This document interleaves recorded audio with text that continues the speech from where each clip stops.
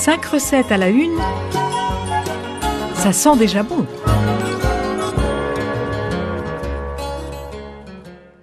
Vous souhaitez préparer un plat familial complet qui convienne aux personnes allergiques au gluten et au lactose, mais qui cale aussi les appétits les plus féroces.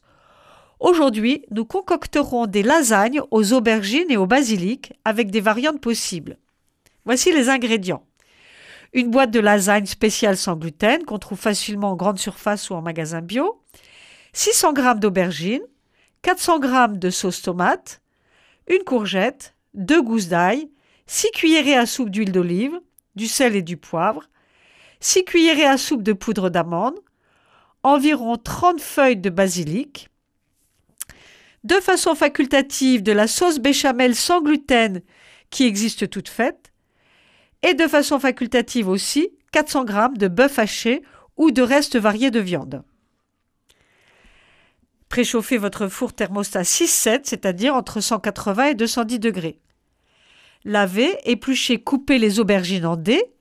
Faites-les cuire à feu doux dans une sauteuse, dans l'huile d'olive avec les gousses d'ail que vous aurez écrasées au préalable, du sel et du poivre selon votre goût. Diluez la sauce tomate dans 40 centilitres d'eau. Versez-en un tiers, soit à peine 200 g, dans le fond d'un plat à four rectangulaire, puis déposez 2 plaques de lasagne sans gluten côte à côte. Tranchez la courgette en très fines rondelles que vous étalez sur les plaques de lasagne. Recouvrez-en en versant un deuxième tiers de sauce tomate et la moitié des aubergines cuites.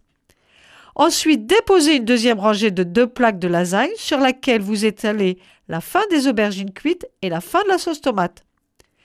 Enfournez votre plat 45 minutes. Pendant que le plat cuit, mélangez dans un petit saladier de la poudre d'amande avec le basilic que vous aurez haché au préalable. Salez et poivrez. Au sortir du four, saupoudrez votre plat avec ce parmesan d'amande, c'est délicieux. 2 variantes sont possibles. Si vous avez des appétits féroces à contenter, n'hésitez pas à ajouter de la sauce béchamel sans gluten que vous mélangerez à la sauce tomate et vous verserez l'ensemble. Vous pouvez aussi, pour un repas de midi, ajouter à la sauce tomate de la viande hachée, bœuf ou restes variés de viande que vous avez dans le réfrigérateur. Bon appétit en famille! C'était 5 recettes à la une, à réécouter sur radiofidélité.com.